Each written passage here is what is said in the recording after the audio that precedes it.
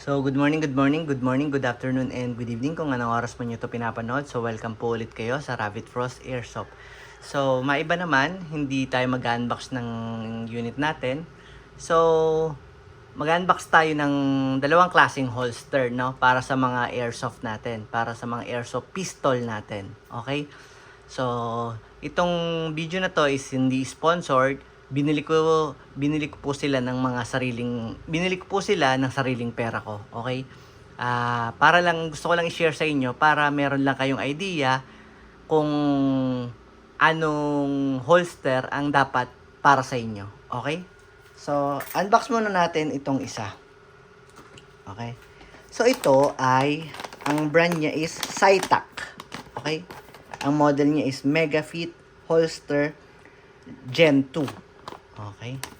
So, open natin.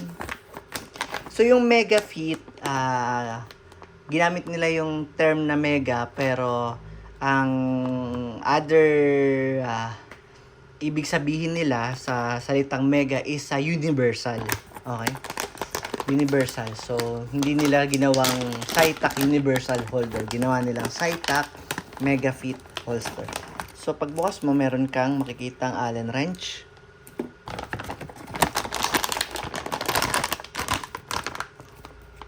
Manual. At saka itong holster. Ito. So, ito siya. Ito yung itsura niya. So, paddle type siya. Ibig sabihin, ganito siya. Paddle. Disuksok. Kasi merong belt clip, yun yung kiniklip. Itong specific na mega holster na to, Megafit holster ng Cytac na to is paddle type, no? Meron din kasing mga belt clip. Ayan. Ayan. Itong kinuha ko is paddle type. Ayan. Kahit na wala kang tactical belt, pwede mo siyang isuksok sa short mo, sa pantalon mo, nang hindi masakit yung tagiliran mo. Kasi, ano to parang goma. Ito. So, ito siya. Ayan. Ganito yung itsura niya. Cytac. So, pagka nakasuksok siya or gamit mo siya, ganito. So, ano siya? Right-handed. Kasi pagka left, pwede kang umorder ng left, pwede kang umorder ng right. So, since right-handed ako, right yung kinuha ko. So, nakaganyan siya sa tagiliran mo. Okay? So, Megafit holster. So, basically, lahat ng airsoft pistol is kakasya dito. Whether it's Glock 19. Teka, natanggal yung sticker, no? Glock 19. Whether it's Glock 19. Yan. Tapos, mapapansin nyo, meron siyang ganito. So, hindi mo siya mabubunot unless pipindutin mo tong locking mechanism niya. Tsaka mo siya mabubunot. So, Glock 19, Glock 17,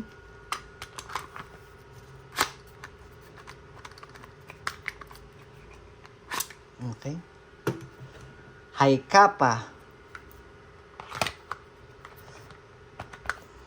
So, yung alog na yan, pwedeng mawala yan. So, naglalak pa rin siya. Ayan, oh. Naglalak pa. Para mawala yung alog, i-adjust nyo na ito. Iipitin nyo siya. Kaya siya meron siyang kasamang Allen wrench para mag-fit siya. Okay? Para mawala yung alog, maipit niya lalo. Okay? So, naglalak pa rin siya sa Hi-Capa 5.1. Tapos, ito, staccato. So, ito hindi niya maipit kasi masyado siyang manipis. So, kailangan i-adjust nyo lang to para maipit siya. Tapos, 1911. Ito, naglalak to. Yung alog na yan, mawawala yan. Pagka in-adjust nyo yung ano. Hindi ko lang ma-adjust kasi ang dami ko pang gustong isukat. Itong Pit Viper. Ayan. So, napansin nyo, saka itong Glock. Meron akong Glock dito. Itong unit ko. Yan. So, napansin nyo, naglalak siya. I mean, compatible siya sa lahat ng unit. Puwera lang yung merong under railing attachment, no? Pag nagkabit ka na dito ng laser or flashlight, hindi na po siya kakasya. Pero lahat ng unit, 1911, Beretta, may Beretta ba ako? Nakasil pa pala. 1911, Beretta, Hi-Capa, Glock, any Glock, 34, 35, 19, 23, 45, 17, 19X, is kasya silang lahat. Hi-Capa, 1911, yan. Kasya silang lahat. Okay? Pwera lang, kung meron kang under railings attachment. So, pagka nilagyan mo na siya ng tack light, for example, ito. Saan ba yung TLR ko?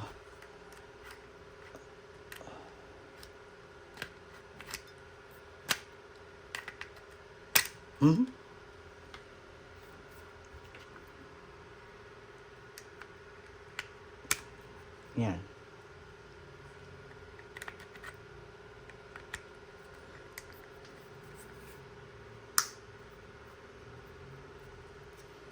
For example, ito, hindi na po siya kakasya. Okay?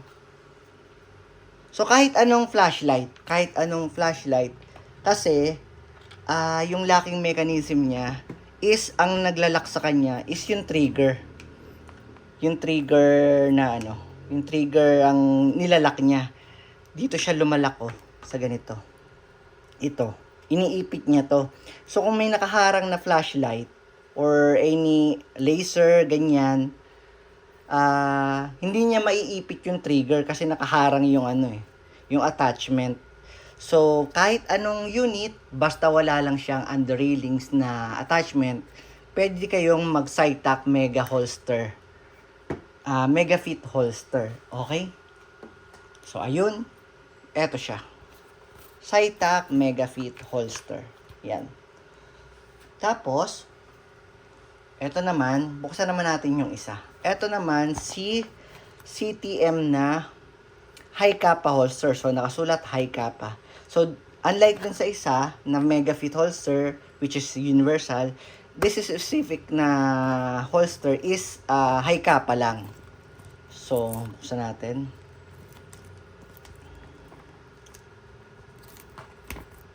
So, bakit ka kumuha niyan? Kasya naman dun sa lahat yung itong holster nito is belt type, belt clip. Yan. So, dito mo susut yung belt, ipitin mo siya, pipindutin mo to, yan, saka siya mabubukas. Okay? Tapos, para malak, ibababa, iaano mo siya, ayun off, on, off. So, pagka naka-off, hindi mo siya mapipindot. Pag naka-on, saka mo lang siya mapipindot. Okay? So, ito yung itsura niya. Ganyan, holster ba yan? So, ito,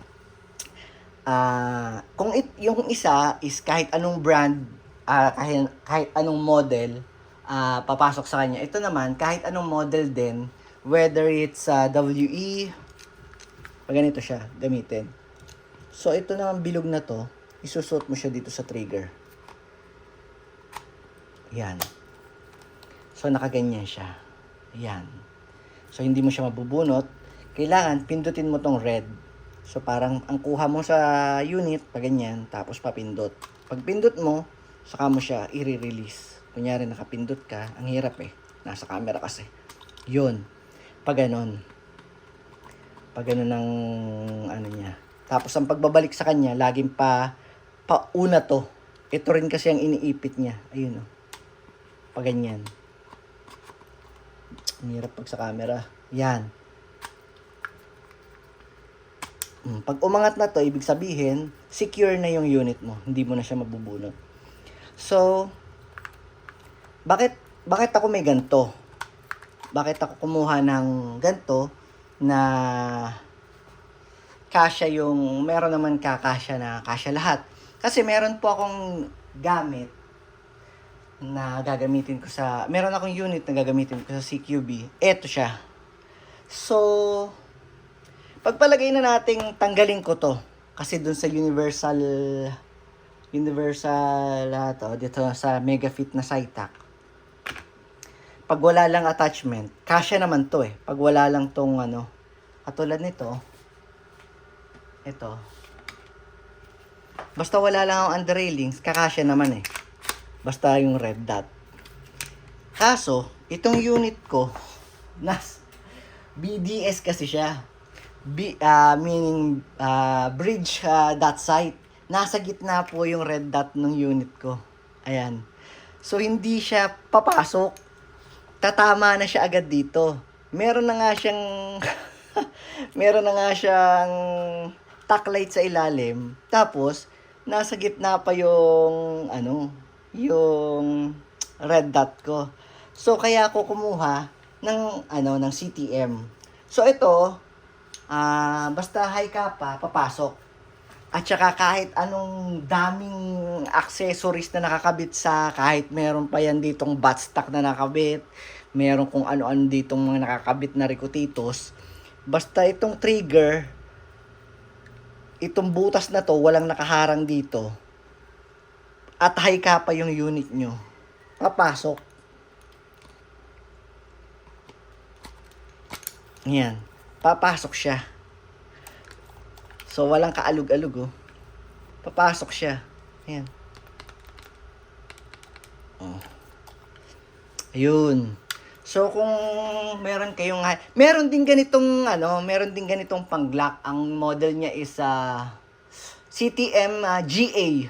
CTM GA holster. Ito kasi ay CTM High Kappa holster. Yun naman, CTM GA holster. Kaya kung yung mga Glock nyo is punong-puno din ng accessories. May tack light, meron din naman kasing mga holster na meron pwedeng mga Kydex at saka meron din ganito na holster na pwedeng lagyan ng flashlight. Ang problema, sa Cytac, ang kasya lang na flashlight na tack light is yung TLR1 at TLR2. Yung ganito. Saan yung TLR? Ito yung malaking ganito. Ito kasi TLR8 to. Ito yung may laser eh. Ayan o. Yung TLR1, yun yung medyo malaki. Yung mga holster nila, kung ano lang yung flashlight mo, yun lang yung model na kakasya. I mean, ginawa yung holster na yun para lang dun sa flashlight na yun. Ngayon, kung iba yung tack light mo, iba yung flashlight mo na gamit, hindi siya papasok. Okay? Unlike sa CTM, kahit anong flashlight, kahit anong tack light, kahit anong red dot, kahit na sa unahan pa nakalagay yung red dot mo, sa likuran, papasok siya sa CTM. So, meron din ganito. Unfortunately, wala pa ako ngayon, pero bala ko rin kumuha kasi nga itong unit ko, kinakabitan ko minsan ng TLR8. Okay?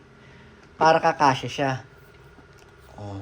So, ngayon, nagkaroon kayo ng idea, kung newbie kayo, ito mga video ko, karamihan, newbie ang nakaka-appreciate eh. Kasi yung mga iba, alam na nila eh, na nakabili na sila, meron na silang mga holster. Ito, ginaguide ko lang yung mga newbie, okay? So, kung meron kayong, airsoft at nagbabala kayong kumuha ng holster, at meron kayong mga ricutitos na katulad itong isang unit na to, ito, may tracer, may red dot, merong tack light, tapos high kappa, kuha kayo ng high kappa CTM high kappa holster. Ngayon, kung Glock naman yung unit nyo, kasi yung Glock, iba yung, iba yung, ang kaya niya lang ipitin, nitong, manipis lang yung, dito naman siya kasi umiipit dito. Ito. Yan. Ito ang iniipit niya. Kasi, ang high kappa, manipis lang yung ganito. Yung mga Glock, makapal sila. Ayan o. Lahat ng Glock, kahit anong brand, ENC, Double Bell, Umarex, lahat ng Glock, makapal po yung kanilang trigger guard. So, hindi nila kayang ipitin. Kaya merong CTM na Glock holster, yun talaga pang Glock. So ito, pang high kappa lang talaga siya. So kahit anong brand ng Hi-Capa, pwede dito sa CTM. Ngayon, kung wala naman kayong mga Recutitos at gusto niyo ng plain lang yung unit nyo, go kayo sa Cytac. Okay? Go for the Cytac Megafit holster.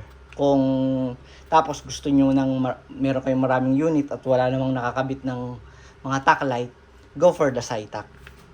Kung meron naman kayong mga Recutitos, mga alanganin na accessories, go kayo sa CTM. CTM na Hi-Capa or CTM na pang-Glock.